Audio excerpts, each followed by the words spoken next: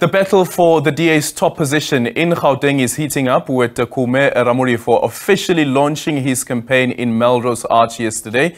The party is expected to hold its congress when its structures convene to elect the new leadership. That leadership will take the party into the 2024 elections. Joining us now is a candidate of the Gauteng's DA's top position, Khume Ramulifho. Khume, good morning and thank you so much for making time for us. Good morning, Aldrin, and also to the viewers. Campaigning. We just came out of a national congress and now it's the provincial one that's coming up and you've thrown your name in the race. Why?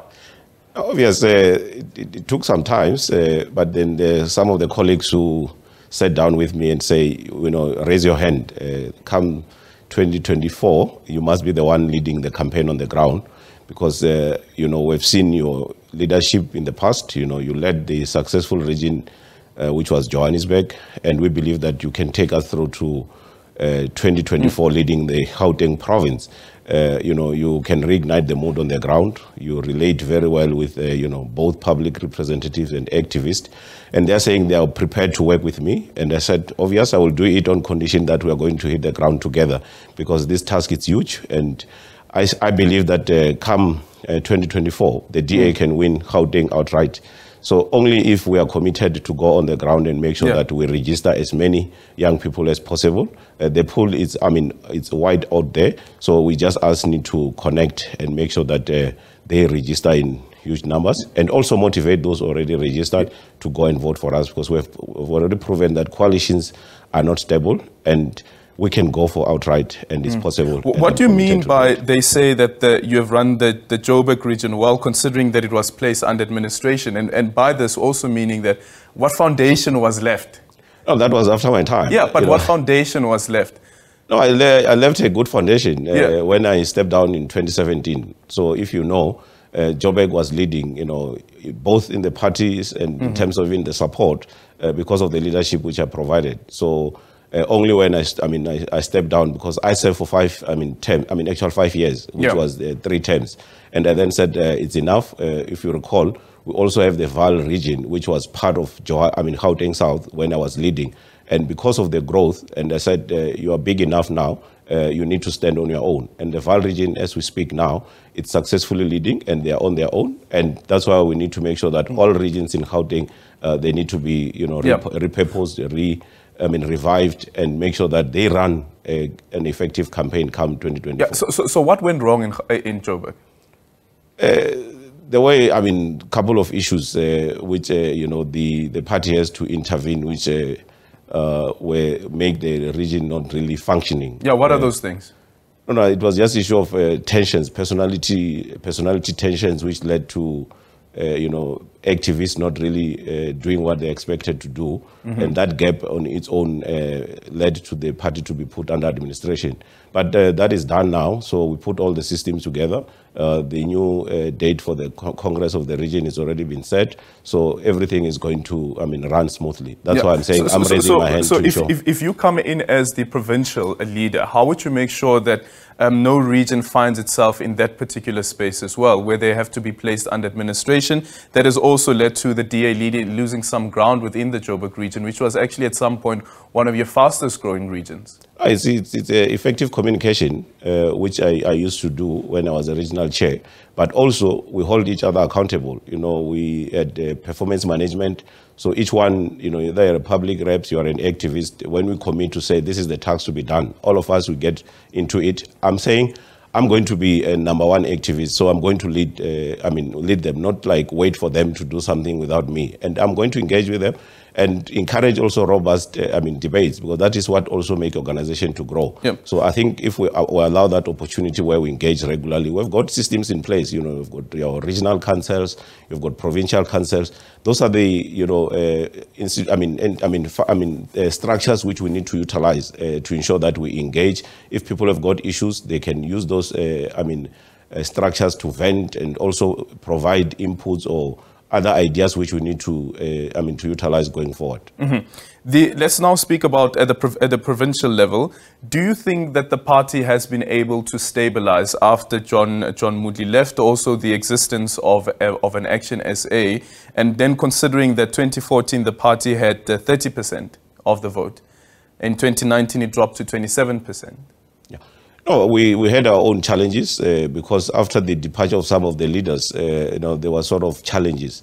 But I think after we re-elected John Steenhuisen, he has done in his best to ensure that we stabilized. We've got everyone looking forward in terms of what needs to be done, and that's why I said I want to be part of that journey now to say here we are. The focus is us regrouping, repositioning ourselves because there's too much to be done to make sure that this province is being saved from the corrupt governance which we've experienced, poor services which is being delivered to our people. And that's why I'm saying I'm raising my hand to ensure that we succeed. I mean, the DA is the only alternative in this province. So obviously, those were some of setbacks which we had where we lost some of our good leaders. But we just wish them well. But we say here we are in the DA and we are continuing. Yeah. And is that the only challenge, though, for the DA in the province, that it's lost some senior members, including the likes of Makashule Khan as well as Bongani Baloyi? Is that the only challenge that the party faces in the province? No, I think, obviously the biggest challenge for us now is to, communicate our message, what is our offer,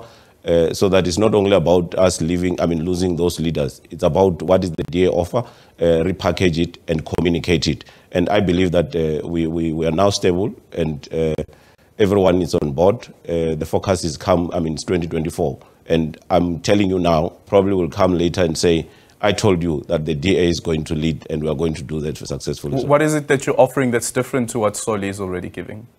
Obviously, my campaign is about integrity, it's about experience, it's about leadership. In all these aspects, they all have been proven, they all have been tested, and I'm saying I'm prepared to be on the ground. Yeah, and but lead. Solly would make the same argument and saying that his leadership is about integrity as well. So what is it that you're offering that's different? No, I'm saying from my leadership, the leadership which I'm providing, I relate very well to almost everyone. I'm responsive, I'm accessible. So you can, judge. Is not responsive? No, I'm saying I'm talking about me. Yeah, but that's what I'm saying, that what is it that you are offering over and above what the commonalities are between yourself as well as Solly? No, so what's the difference that Khume is bringing to the leadership of the province if he is to be elected? No, that's why I'm saying I'm accessible, I'm responsive, I'm authentic. Solly isn't. No, I'm not talking about other candidates. I want to get to what is it that you have no, that's that what I'm Solly saying. Doesn't have? No, because you are contesting. Yes, I'm contesting, but I'm saying I'm offering what I'm giving so that the voters, delegates are the ones who make that choice. So I'm saying I'm bringing experience. They need to make comparison and say what experience. Yeah. The other one might have experience. Is it enough compared to this one? Let's make comparison. And I've said, for example, I've been with the DA since 1998. That's 25 years being in the party. So I've contributed immensely in terms of the DA growth, and that's something which I'm proud of. And I'm saying I'm still going on, and reorganizing the structures from the DA youth, from student organizations, and including the party as a whole. So I'm saying this is the offer which I'm giving. So it's up to delegates to make a comparison. But I'm saying from part of my campaign, I'm saying I'm offering integrity, I'm offering experience, and I'm offering leadership. So voters will then need to decide, who is the best candidate or what are they offering, comparing whatever offer is on the side. But I'm saying it's up to them to make that assessment. But this is the offer I'm giving. The Moonshot Pact. What role would the provinces play in the Moonshot Pact? And do you believe that the provinces should also have a say around who they go into coalitions with? Because the possibility is that if the ANC goes below that 50% threshold, that the coalition government would need to be set up. Yeah. Do you think that the provinces should be autonomous in making a decision on who they go into a coalition with? Not really. We are a federal structure, then all provinces will be given an opportunity to engage and take part. So we are allowed to engage. We also have federal council where, all provinces are represented. We express our views there.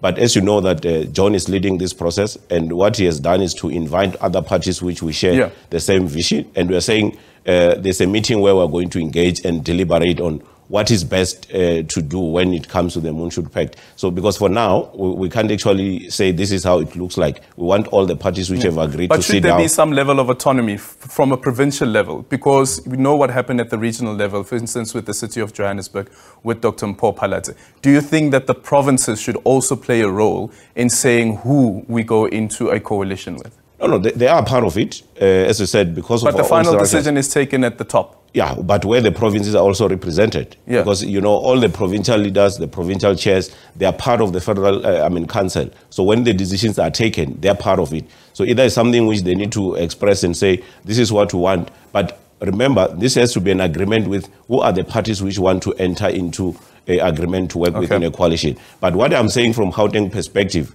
we want to go for outright win because it's possible. We've got 12 million eligible voters and only about 6 million are actually participating, in the elections because they're the only ones who are registered. So we can register a lot of, voters who are not registered, but also go to those who are actually participating because if you look at the past elections, about 4.2 million are the ones who have participated. Okay. So if you want to go for outright win, you can do it. A quick one, is it Dr. Mpopalatse contesting? After I've spoken to her, she indicated that she's not. Is she supporting you though? I don't want to put it out because in terms of our own internal processes, they need to do that in writing. So if you're making an endorsement, you must do that in writing. You can't just say it, but we have conversation with her that, I'm raising my hand.